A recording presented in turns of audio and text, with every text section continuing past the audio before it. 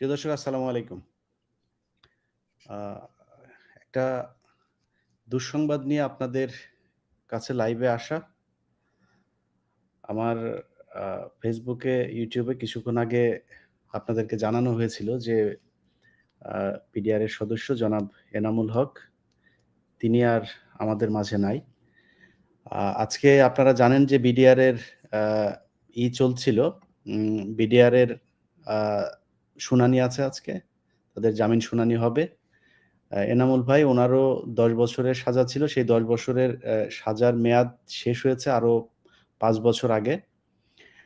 তো আজকে আমরা আ আশা করছিলাম যে উনি জামিনে বের হবেন। তার আগেই তিনি চলে গেছেন। আমরা আ এনামুল হককে তার পরিবারের কাছে ফিরিয়ে দিতে পারি নাই।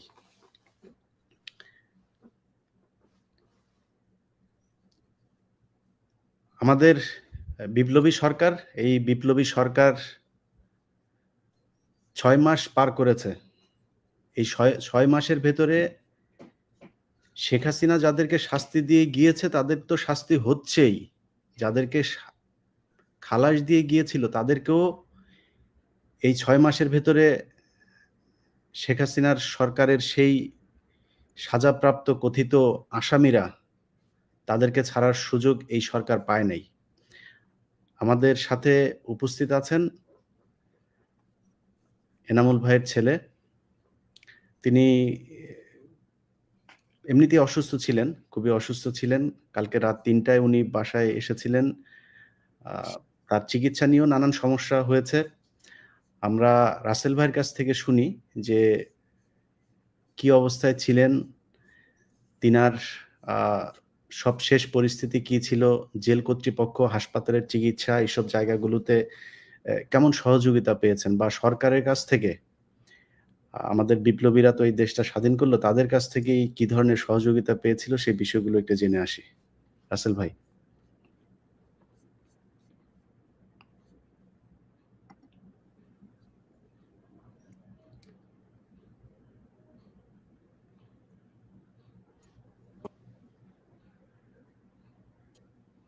আমি বিটিআর এনামুল হকের ছেলে রাসেল বলছিলাম।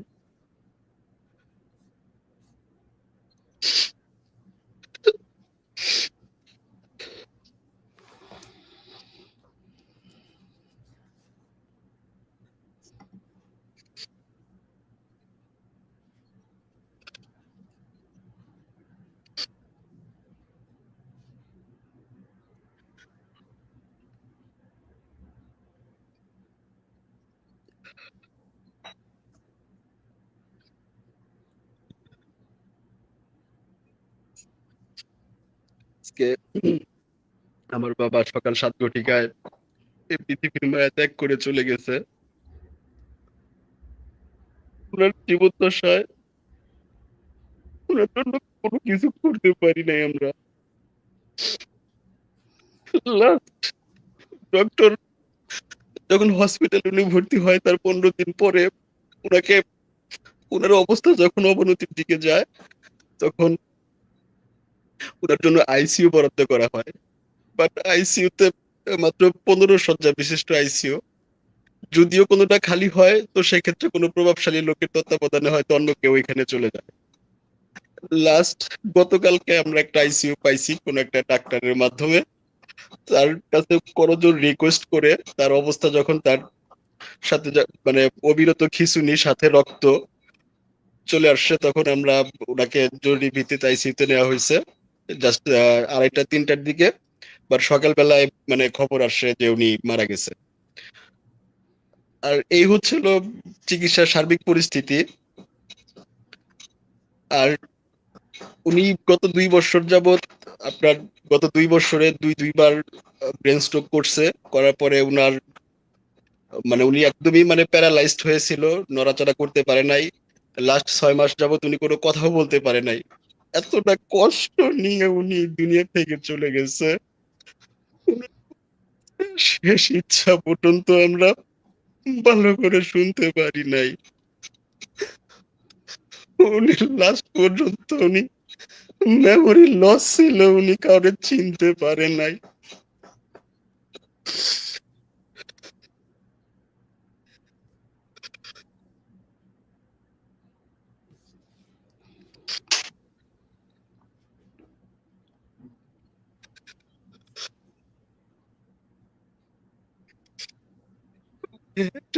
বেশি কিছু বলার আমার পক্ষে সম্ভব হচ্ছে না ভাই, আমি আর বলতে পারতেছি না। রাসেল ভাই, ওনাকে যখন আটক করা হলো, আটক করার পরের সময়গুলো তো নিশ্চয়ই আপনারা জানেন। ওনাকে কিভাবে আটক করা হয়েছিল? সরকার থেকে ওনাকে কি বলা হয়েছিল? আ ওনার 164 এর ব্যাপারে সরকার থেকে কি বলা হতো? আ এই বিষয়গুলো তো নিশ্চয়ই আপনাদের সাথে ওনার কথা হয়েছে, ওনার আইনজীবীর সাথেও কথা হয়েছে। মানে কি কি কি উনি কিভাবে মানে আটক হলেন কিভাবে? ওনাকে কোন মামলাতে নেওয়া হলো? কি বলা হয়েছিল? ওনার বিরুদ্ধে অভিযোগ কি করা হয়েছিল? বা মানে পুরো ঘটনাটা যে এই যে ৩ তারিখের পরের থেকে যেই অবস্থা তৈরি হলো ২০০৯ সালের মার্চের ৩ তারিখের পরে। মানে উনি কাজে যোগ দিলেন কবে? মানে কিভাবে উনাকে আটক করলেন? এই ঘটনাগুলো একটু বলেন। অ্যাকচুয়ালি ভাইয়া আমি তো ওই সময় মানে অতটা ছিলাম না। এটা আমার বড় আপা হয়তো বেশি ভালো বলতে পারবে, যিনি এখন হসপিটালে আছে আরকি। হুম। তো উনি যখন জেলে যায় তখন আমি ক্লাস 10 এ অথবা হ্যাঁ, ক্লাস 10 এ আমি পড়ি আমি তখন। তো মানে যতদূর আরকি মানে জানি উনি ওইখানকার মানে সবকিছু রেখে এখানে চলে আসছিল আরকি। চলে আসছিল। দেন তারপরে এখান থেকে তাকে আরকি মানে আমাদের ফ্যামিলির লোকজনই তাকে আরকি মানে আ মানে আইন শৃঙ্খলা রক্ষাকারী হাতে মানে আরকি উঠায়ে দেয়। তো তারপরে ওইখান থেকে আমাদেরকে বলা হয়েছিল যে মানে যখন সরকার মানে বিজ্ঞ আদালত যখন রায় দেয়, মানে ১০ বছরের সাজা হয়েছিল। উনার নামে অভিযোগ ছিল হত্যা মামলা এবং বিস্ফোরক মামলা যেটা। তো হত্যা মামলার ১০ বছর সাজা হয়েছিল। তো ১০ বছর পার হয়ে যাওয়ার পরেও তো আপনারা তো এই বিষয়টা জানেন যে ১০ বছর অলরেডি চলে গেছে। ১৭ বছর হয়তো চলতেছে।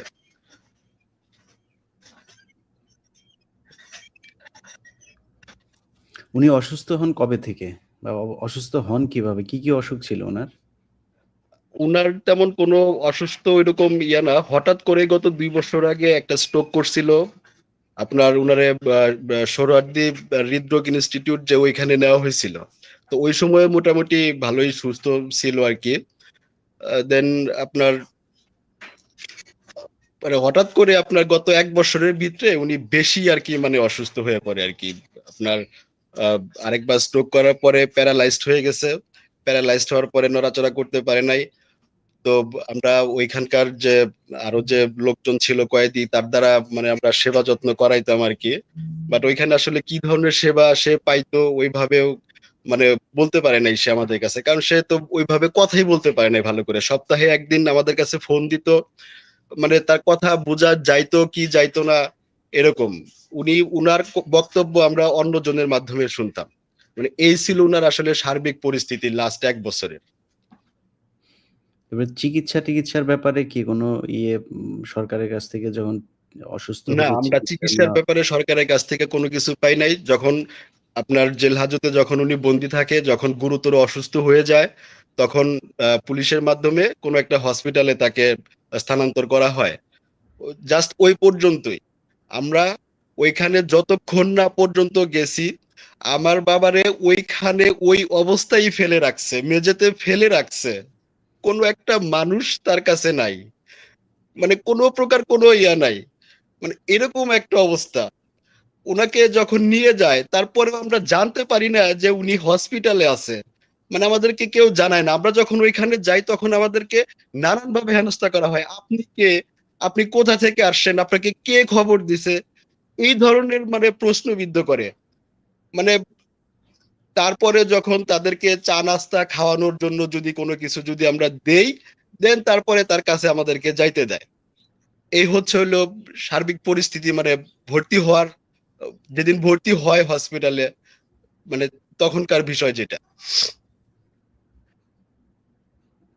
সবশেষ এই যে হসপিটালে গিয়েছেন কবে উনি? সবশেষ হসপিটালে গিয়েছে আপনার গত মাসের ৯ তারিখে মেবি। আ ডেটটা এক্সাক্টলি আমার মনে আসতেছে না। শেষের দিনগুলো কেমন ছিল উনার?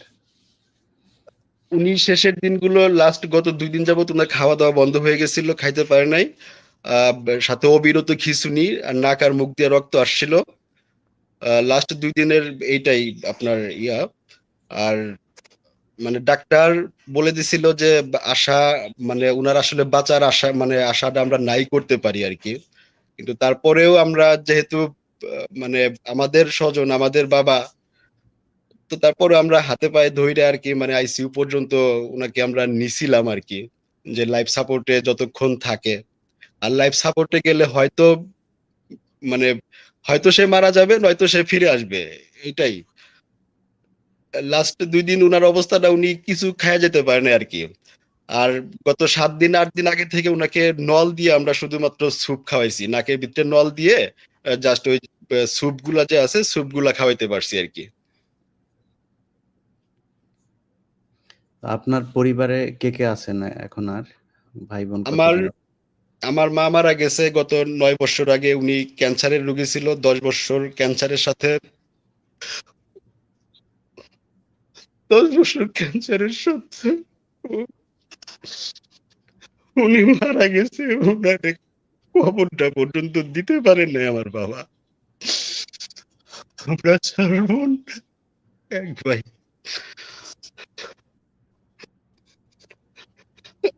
আমাদের ফ্যামিলিতে কেউ নাই। আমার মা আরো 9 বছর আগে মারা গেছে।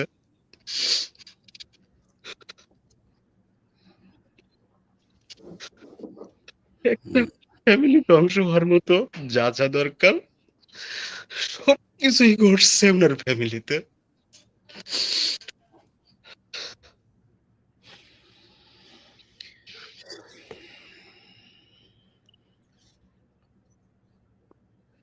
কি চান আর রাসেল ভাই?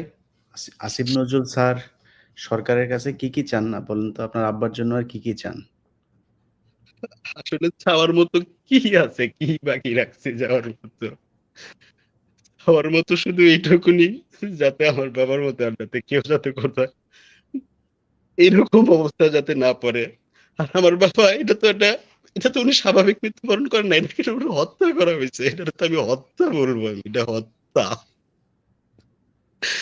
একটা মানুষের সাজা শেষ হয়ে গেছে, তার 7 বছর আগে তার জেলে আটকায় রাখে। এটা নিতান্ত একটা হত্যাকাণ্ড।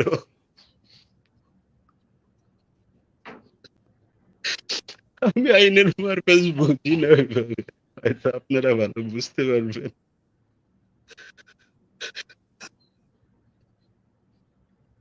জামিন চান না আপনার আব্বার আর?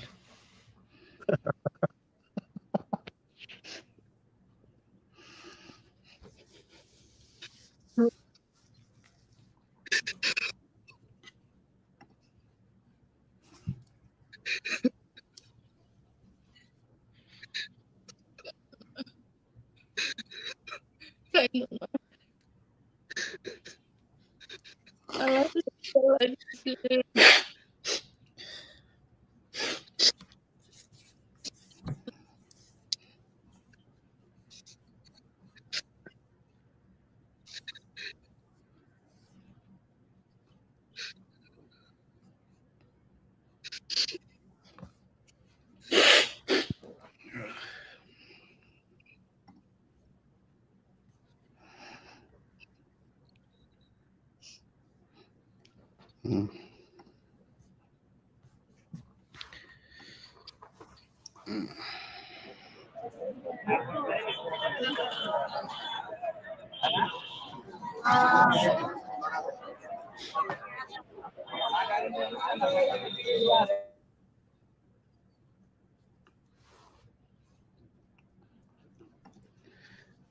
ঠিক আছে রাসেল ভাই,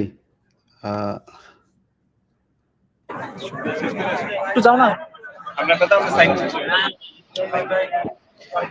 জি দর্শক, আমরা এই আজকে তো শুনানি আছে, তো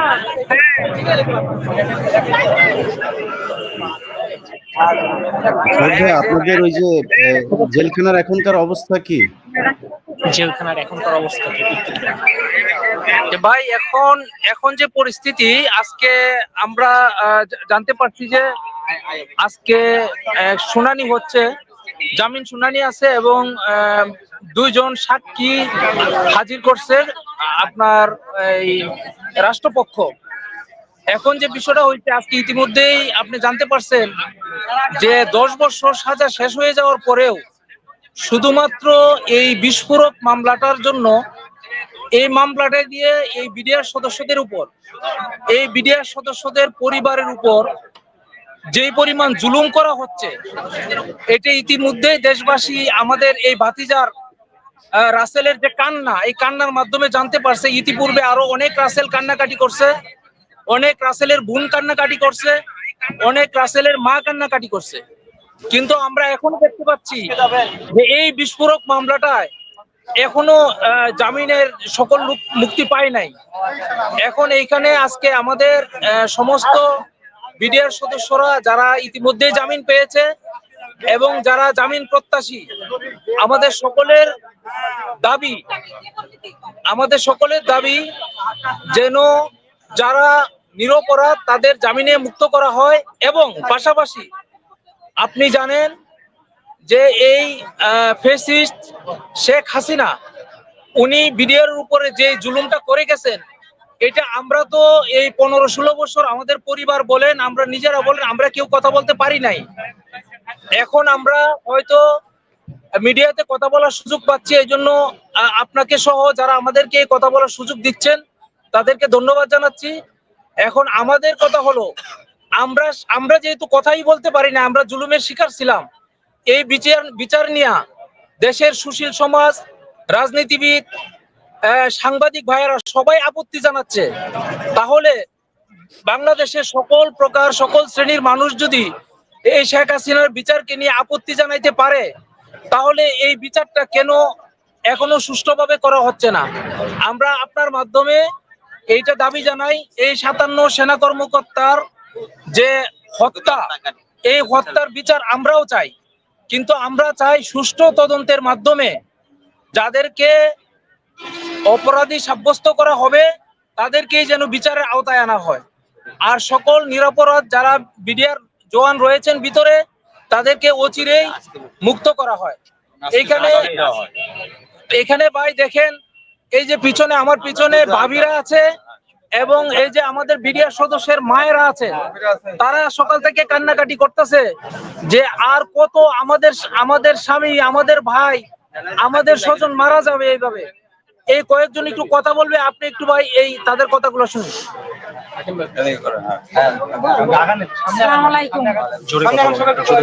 আসসালামু আলাইকুম। আপনি লাইভে থাকার জন্য, আমাদের কথা বলার সুযোগ দেওয়ার জন্য অনেক ধন্যবাদ। আজকে আমাদের এক বিডিআর ভাই উনি মারা গিয়েছে, তাদের আত্মা কামনা করবেন। আর আমার স্বামী 7 বছর ছিল, এখনো বাইরে হতে পারে নাই। আজকে আমরা অনেক আশা নিয়ে আসছি আমার স্বামীকে বের করে নিয়ে যাব। আর কি বলবো, আমাদের ভাষায় আর বলতে পারি না। যাতে আপনাদের কাছে এইটুই দাবি যে আমার স্বামী আজকে আর বিভিন্ন বিডিআর আছে, তাদেরকে আজকে জামিন দেওয়া হয়। উনি, আমার স্বামী খুবই অসুস্থ, 2টা পা নিয়ে হাঁটতে পারে না, কোনো ডায়াবেটিস, ওনার হাই প্রেশার, ওনার সুচিকিৎসা আমরা দিতে পারতেছি না। এখন আমাদের বুকে দিয়ে দেন, আমরা যাতে একটু চিকিৎসা করে ওনাকে দিতে পারি, যাতে একটু তদবির করতে পারি। আমরা স্ত্রী হয়ে 16 বছর কোনো কিছু করতে পারতেছি না, তার আদর ভালোবাসা আমরা পেতেছি না, আমাদের আদর ভালোবাসাও দিতে পারতেছি না। যে 16 বছর স্বামীর কাছ থেকে বঞ্চিত হয়ে কিভাবে যে আমাদের দিন যাইতেছে, 3টা ছেলে মেয়ে নিয়ে, যে বাকিটুকু এখন যেহেতু যেভাবে দম এখনো আছে, যাতে আমরা চাই ওইটুক স্বামীদেরকে আমরা সুচিকিৎসা আমরা বাহিরে দিতে পারি। এইটুক আপনাদের কাছে আমাদের এইটাই একটা দাবি। আমাদের ভাষা নাই, 16 বছর আমাদের ভাষা সব এই রাস্তায় খোলা আকাশে এই বঞ্চিত হয়ে গেছে। এখন বাকিটুকু যেটুকু আমাদের আছে, আল্লাহ ওনাকে দম নিঃশ্বাস রাখছে, বাকিটুকু আমরা ওইটুক দিয়ে দিতে পারি। হ্যাঁ, শেষ নিঃশ্বাস, অথবা আমাদের এই 5 হাতের আঙ্গুল যাতে আমার স্বামীর উপরে ওনারে ছুঁয়ে ভালোবাসা দিয়ে আমরা দিতে পারি। আমরা ওইটুকু আশা নিয়ে আসছি যে আমার স্বামী আজকে যাতে জামিন হয়, আর বিভিন্ন বিডিআর আছে তাদেরকেও আজকে জামিন দেও। আমাদের যে সুস্থ বিচার আমরা চাই, যারা সেনা 57 সেনা যারা মারা গেছে তাদেরকেও আমরা সুস্থ বিচার চাই, যারা অন্যায় করছে তাদেরও আমরা বিচার চাই। যে আমাদের যে 16 বছর যে আমাদের স্বামী সন্তান বঞ্চিত রাখতে, এগুলা কি আমাদেরকে দিতে পারবে? পারবে না। এরপর এটা মেনে নিছি আমরা স্ত্রী হয়ে আছে, স্বামীর আশা ছাড়ি নাই, আর বাকিটুকু যাতে এই স্বামীর আশা নিয়ে আমরা বেঁচে থাকতে পারি আর স্বামীকে আমরা তদবির করে দিতে পারি, এইটুকু আপনাদেরকে আমাদের আশা।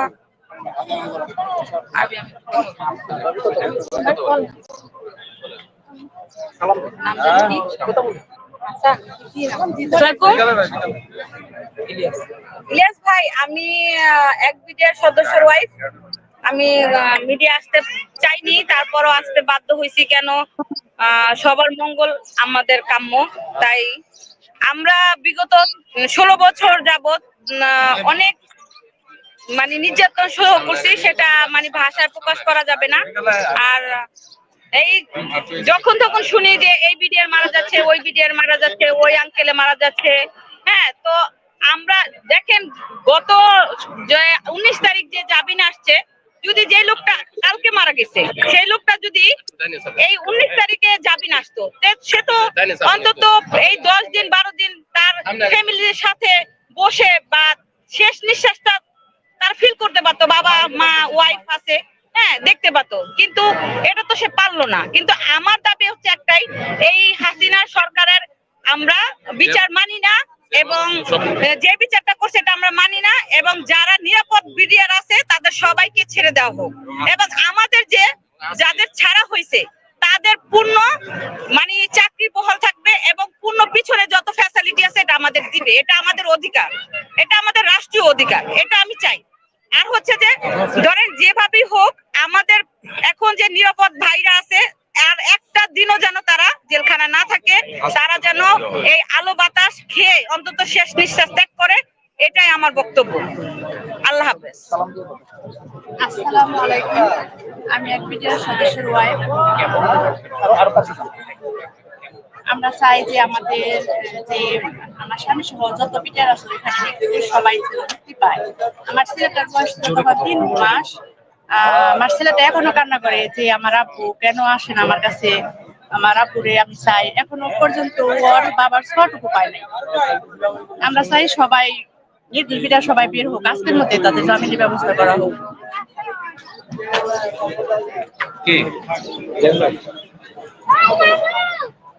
আসসালামু আলাইকুম ইলিয়াস ভাই। জি, রবিউল বলছি, বিডিআর রবিউল বলছি।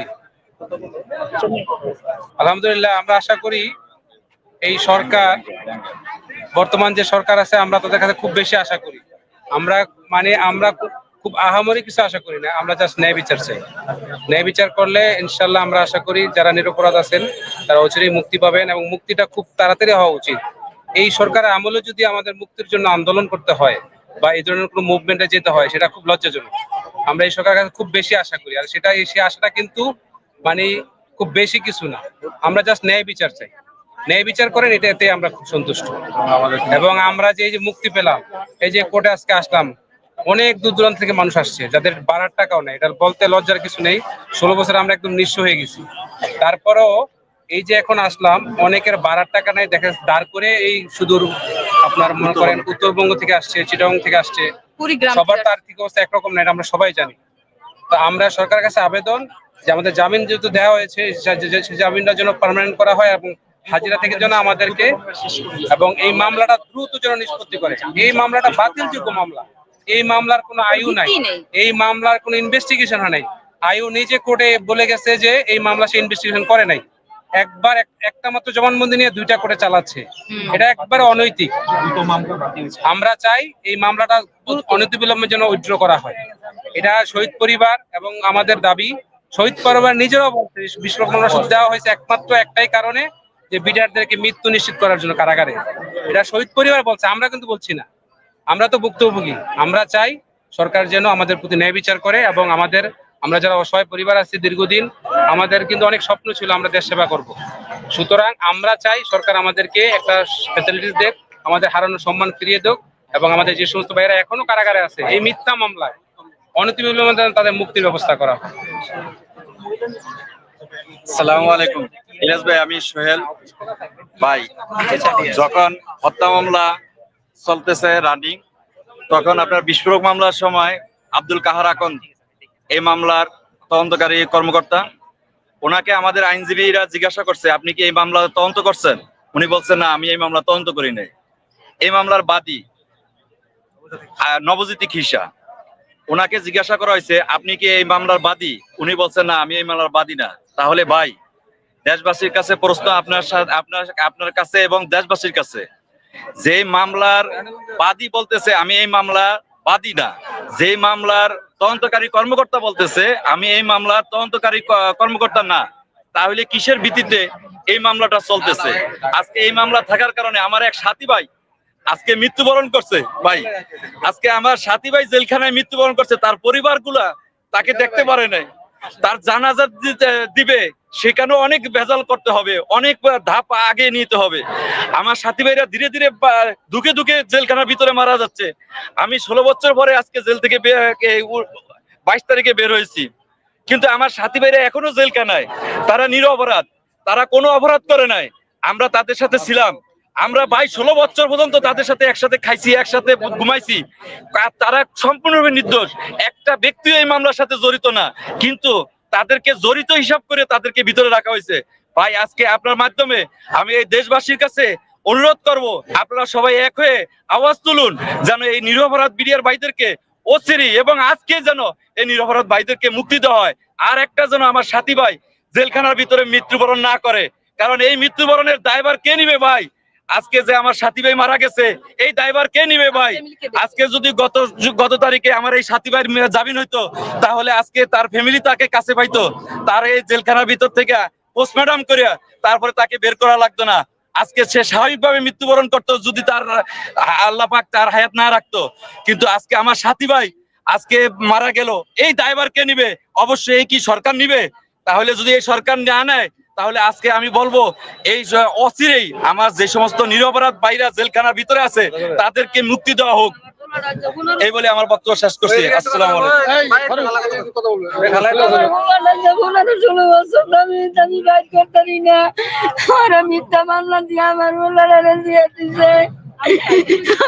আমি ভিক্ষা করি, বাবার আমি যাইও না, অন্টি করতে পারি। আশাদুর নাম। নাম কোন ছেলের নাম কোন? আমার ছেলের নাম আশাদুল। কত বছর ছেলে? এই 15 বছরের বেশি। উনার কত বছরের সাজা আপনার কি বক্তব্যটা বলেন? জামিন চান? বলেন। আমি জামিন চাই, আমার ভূতের আছে কত বছর জামিন দেই না। আমার ছেলে না, আমার ভূতের আপনারা জামিন করিয়া দেন আল্লাহর রাস্তায়, আমি ভিক্ষা করি। আমি অনেক কিছু কষ্টেতে আছি, আমি আমি অনেক কষ্ট করি, আমি ভিক্ষা করে উঠাইয়া তো আইছি, বাবারে চাইতাম, আমার কেউ দুনিয়ায় নাই। আমার আসসালামু আলাইকুম ইলিয়াস ভাই, আমি বিডিআর আলামিন এর ছোট ভাই আকলাক বলছিলাম। আমার বলার ভাই, আমার ভাই বড় ভাই, আমি যে সময় ক্লাস 6 এ পড়ি ভাই, এই সময় আমার রাইকে ভাই আসছিল। এখন পর্যন্ত ভাইয়ের সাথে ওইভাবে আমরা সাক্ষাৎ করতে পারি না সরাসরি, ভাই এখনো আসে নাই, বাইরে হইতে পারি নাই। ভাই ইলিয়াস ভাই, আমি ভাই আপনার পিকচার আমি আমার ফেসবুক প্রোফাইলে দিয়ে রাখছি ভাই, এই যে দেখেন। আপনারে আমি এত ভালোবাসি ভাই, আপনি আমাদের জন্য, আমাদের বিডিআর ফ্যামিলির জন্য, বিডিআর পরিবারের জন্য যা করতেছেন অতুলনীয় ভাই। কিন্তু আমার ভাই আলামিন বেকুসুর কালাশ, একদম প্রত্যেকটা মামলায় ভাই কালাশ পাইছে, কিন্তু এই এখন পর্যন্ত বাইরে হতে পারে নাই। হয়তো উকিলের গাফিলতি বা আমাদের কিছু ভুল ছিল ভাই। আজকের ডেটে যেন যারা সম্পূর্ণরূপে কালাশ পাইছে আগে থেকে, তারা যেন আজকের ডেটে যেন না ঘুরে, এই বিষয়ে ভাই আপনি একটু যতটুকু পারেন ট্রাই করেন, মানে চেষ্টা করেন যাতে আজকের ডেটটা যাতে মিস না হয়, জামিন যাতে হয়, জামিন করে ডেট যাতে আর মানে পিছনে না যায়। যারা বেকুসুর কালাশ তাদের যেন আজকে ডেটই হয়ে যায় ভাই। দেখবেন ভাই। আর আমার অনেক ইচ্ছা ছিল আপনার সাথে যদি সরাসরি কথা বলার কখনো সুযোগ পাইতাম তাহলে কথা বলতাম। যাই হোক, আলহামদুলিল্লাহ আপনারা পাইছি। আসসালামু ঠিক আলাইকুম আছে ভাই। ভাই, আপনারা ভালো থাকেন ইনশাল্লাহ। আশা করি যে আজকে রাসেল ভাই, আপনাকে আপনাকে এ, সান্ত্বনা দেওয়ার কিছু নাই। আপনি সব শেষ। আপনার বাবার সাথে যে দেখা হয়েছিল, কথা হয়েছিল, সব শেষ স্মৃতিটুকু যদি আমাদেরকে একটু জানাইতেন। আপনি কালকে রাতেও চলে এসেছিলেন, তখনও কি মানে আপনার কি মনে হচ্ছিল যে আর দেখা হবে না, নাকি আবার যাওয়ার ইচ্ছা ছিল? আরেকটা বার যাওয়ার ইচ্ছা ছিল ভাইয়া, তবে আরেকটা বার যাওয়ার ইচ্ছা ছিল আমার। ভাবছিলাম যে হয়তো আজকের দিনটা হয়তো কিছু একটা হবে, হয়তো তারে নিয়ে হয়তো বাড়িতে আসতে পারবো, হয়তো তার ঘরে সে থাকতে পারবে, তার একটা সাজানো একটা ঘরে সে থাকতে পারবে একটা রাত্রির জন্য। সেটা হয় নাই। ওনার সাথে আমার লাস্ট কথা হয়েছিল আপনার তাও 12-13 দিন আগে। মানে উনি তো কথা বলতে পারেন ওইভাবে, মানে কথা বলতে গেলে মানে কথায় জড়তা চলে আসে, মানে কথা বোঝাই যায় না আর কি। তো উনি আমাকে মাথায় হাত দিয়ে মাথায় হাত বুলাই দিছিল আমার। ওনাকে আমি নিজ হাতে কিছু নুডলস খাওয়াইছিলাম, একটু পানি খাওয়াইছিলাম, এই তো। তারপরে আর ওনার সাথে আমার ওরকম ভাবে, কারণ আমি বাড়িতে থাকি, আমার বোন ওইখানে আছে, বড় বোন আর ছোট বোন ওইখানে আছে। আমার এখানে আমার সংসার দেখতে হয়, এখানে কাজ বাজ করতে হয়, যার কারণে আমি সব সময় যে ওইখানে যাইতে পারি না। আমি সপ্তাহে হয়তো আমি 2-1 দিন গেছি, কোনো কোনো সপ্তাহে হয়তো 3-4 দিনও গেছি, গিয়ে থাকছি ওনার সাথে। লাস্ট কালকে যখন দেখলাম ওনার শেষ দেখা, আমি সিউতে গিয়ে একটা ছবি উঠাইছিলাম, বাট সে ছবিটা আমাকে রাখতে দেয় নাই, ডিলিট করে দিতে বলছে, বলে যে ছবি উঠানো নিষেধ। তো আমি ডিলিট করে দিছি ছবিটা, আমি ছবি উঠাইতে পারি নাই।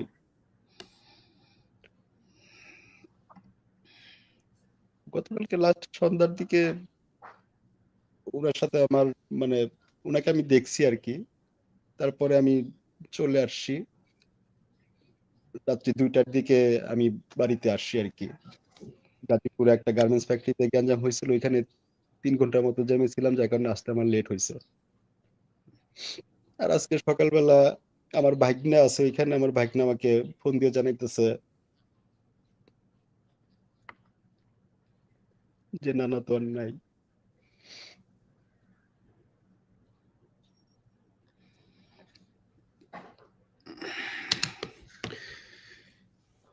প্রিয় দর্শক, আপনারা এতক্ষণ লাইভটা যারা দেখলেন, আমার মনে হয় বলার আর কোনো কিছু নাই। আমরা 5ই আগস্ট এই দেশ স্বাধীন হবার পরে আমার মনে হয় আমার সাথে যিনি আছেন, যারা কথা বললেন এতক্ষণ, কেউই চিন্তা করে নাই যে এতদিন তাদের পরিবারের মানুষদেরকে থাকতে হবে। আপনাদেরকে একটু আইনি ব্যাখ্যাটা দিয়ে রাখি যাদের বোঝার সুবিধার্থে। এখানে যারা আছেন এদের মধ্যে বিভিন্ন মেয়াদে সাজাপ্রাপ্তরা আছেন। কারো 5 বছর, 10 বছর, যাবজ্জীবন, ফাঁসির আসামি, এরকম আসামিরা আছেন। তাদের ভেতরে যাদের 10 বছর, 5 বছর, তারাও এই 17 বছর জেলখানায় আছেন, ছাড়া হয় নাই। বলা হয়েছে যে বিস্ফোরক দ্রব্য আইনে একটা মামলা, সেই মামলাটায় কারণে সেটা শুনানি শুরু হচ্ছে না। এই কারণে, এটার কারণে তাদেরকে আটকে রাখা হয়েছে। তো এই যে মানুষগুলোকে আটকে রাখা হলো 17 বছর, যদি একটা আইনের কোনো বিধিমালায় যদি না হয়, সেটার বিচার যদি শুরু করাই না যায়, 17 বছর একজন মানুষকে তো আটকে রাখা যায় না, সম্ভব না। তাদেরকে আটকে রাখা হয়েছে। কেন আটকে রাখা হয়েছে সেটা সবাই জানে। মনে করেন আমার এই ভিডিও যারা দেখছেন তাদের ভেতরে কিছু মানুষের মনে হইতে পারে, যেমন ধরেন সেনাবাহিনীর কিছু মানুষজন, সেনাবাহিনীর যারা এখানে মারা গিয়েছেন তারাও জানেন এই ঘটনা কারা ঘটিয়েছে। অবশ্যই বিডিআর এর কিছু লোকজন তো সেখানে ছিলই। কারা ছিল? যদি নাকি আপনি মনে করেন যে যারা অপরাধী তারা ছিল, তাহলে সবার আগে শেখ হাসিনাকে এই মামলাতে আটক করতে হতো। সবার আগে কর্নেল মুজিব তো মারা গিয়েছেন। তার সাথে কারা কোথায় কে যেত এগুলো নিয়ে কথা হতো। শামস তাকে দেশ থেকে বের করে দেওয়া হয়েছে। কায়েস চাকরি করেছে, মইনুল চাকরি করেছে, তারপরে ইমরান ইমরে রৌফ চাকরি করেছে, এরকম অনেকেই চাকরি করেছে, কাউকে জিজ্ঞাসাবাদ করা হয় নাই। বিডিআর এর কথাও যদি বলি, আপনি তোরাব আলী, তাকে কিছু বলা হয় নাই, ছেড়ে দেওয়া হয়েছে। তার ছেলে লেদার লিটন, তাকে কিছু বলা হয় নাই, এখনো কলকাতায় বসে লেদার লিটন আওয়ামী লীগের লোকজনের সাথে মিটিং করছে। অতএব এই ঘটনার পরিকল্পনাকারী যারা, তাদেরকে আপনি চাকরিতে রেখেছেন, তাদের সরকারি সুযোগ সুবিধা দিয়েছেন, সব দোষ হয়েছে বিডিআর এর সদস্যদের। এখন আমার কথা হলো যে বিডিআর এর সদস্যরা যদি দোষ করে থাকে, মনে করেন কেউ কেউ তো মানে সে পরিকল্পনার সাথে থাকুক কিংবা সেই সময়ের সাথে জড়িয়েই হোক, 17 বছর তো জেল খাটলো, তাই না? এখনো যারা আছে তাদের কাউকে যদি মনে করেন সে আসামি, আপনারা তাকে আটকায় রাখেন, কোনো সমস্যা নাই। কিন্তু সেই তদন্তটা সেই রায়টা দিতে হবে এখনকার যে কমিশন তাদেরকে। আমরা খুব সুস্পষ্টভাবে কয়দিন ধরে এই কথাটা বলছি যে আমরা সবাইকে ছেড়ে দেন, কেউ দোষ করে নাই বিডিআর, এটা আমরা বলছি না। যারা অপরাধ করেছে তাদেরকে আপনারা আটকে রাখেন, কোনো সমস্যা নাই। কিন্তু শেখ হাসিনা যে বিচার করে দিয়ে গেছে, সেই বিচারে যারা অপরাধী ছিল, যারা খুনের সাথে জড়িত ছিল, তাদেরকে পালিয়ে যাওয়ার সুযোগ দেওয়া হয়েছে। যারা ওই পরিকল্পনার সাথে জড়িত ছিল তাদের অনেককে মেরে ফেলা হয়েছে, যাতে পরিকল্পনায় কারা কারা কাদের সাথে মিটিংগুলো হতো 25 তারিখের আগে সেটা যেন কেউ জানতে না পারে, সেজন্য তাদের মেরে ফেলা হয়েছে। তো এই পুরো তদন্ত প্রক্রিয়া, মামলার যে বিচারিক প্রক্রিয়াটা ছিল, পুরোটাই ছিল শেখ হাসিনার এবং আওয়ামী লীগের ভারতের ইচ্ছা অনুযায়ী। যে কারণে ওই বিচারটা আমরা মানি না। আমরা এই বিচারে নতুন করে তদন্ত চেয়েছি। আজকে 6 মাস হয়েছে। এই যে 22 তারিখে যেই শুনানিটা হলো, সেখানেও আমাদের এখানে যারা কথা বললেন তাদের ভেতরে অনেকেই 22 তারিখে বের হয়েছেন। আজকে রাসেলের বাবা, উনি হয়তো সুস্থ নয়, আসতে পারতেন না, কিন্তু ওনার বাবা তো বাসায় থাকার কথা ছিল। ওই দিনও যদি নাকি তাকে মুক্তি দেওয়া হতো, তাকে তো আপনি যদি শেখ হাসিনার বিচার মানেন, তারপরেও তো ওনার সাজার মেয়াদ শেষ হয়েছিল আরো 7 বছর আগে। ওনাকে কেন ছাড়লেন না? ওনাকে এখন পর্যন্ত কেন আটকায় রাখলেন? তো আমার কথা হচ্ছে যে একটা বিশাল সমস্যা থেকে এই দেশ পার হয়েছে। বিরাট একটা সুযোগ তৈরি হয়েছিল এই দেশটাকে সাজানোর। যারা সেই সুযোগ নষ্ট করলেন, যে উপদেষ্টারা আজকে সুযোগ পেয়ে নিজের মানে বান্ধবীর মাকে তারপরে এই ডিবি ধরলে ছাড়ানোর জন্য সারা রাত জেগে থাকতে পারেন, সেই উপদেষ্টারা কয়েক ঘন্টা সময় দিয়ে একজন পিপি নিয়োগ করতে পারেন নাই। আমরা সেই 5 তারিখের পরের শুনানি থেকে বলছি যে এটা নিয়ে তাড়াতাড়ি করেন, এটা নিয়ে দ্রুত কাজ করেন। আপনারা সময় পান না, আপনাদের সময় হয় না। আপনারা রবীন্দ্র কাচারি দেখতে যাইতে সময় পান, সিনেমা দেখতে যাইতে সময় পান, মজা করতে, খেলাধুলা সবকিছুই চলতেছে আপনাদের। শুধু এই আলেম, বিডিআর, শেখ হাসিনার সময় যারা এই ডিজিটাল সিকিউরিটি অ্যাক্টে আটক হয়েছে তাদের ছাড়ানোর জন্য আপনারা সময় পান না। তো এটার বিচার আপনারা পেয়ে যাবেন। আসিফ নজরুল, আপনাকে বলে রাখলাম, ইনশাল্লাহ আমি ইলিয়াস হুসাইন বেঁচে থাকি আর না থাকি, আমি আপনারে বলে গেলাম, বাংলাদেশের মানুষ আপনাকে এর প্রাপ্য বুঝাই দিবে। আপনি হজ করতে গিয়েছেন, দেখেছেন না মানুষজন আপনাকে কি ট্রিট করেছে, কিভাবে? আপনি রাস্তাঘাটে যেখানে যাবেন সেখানে অপমানিত হবেন। শুধু টাকা পয়সা, নারী আর মদ দিয়া দুনিয়ায় সম্মানিত হইতে পারবেন না।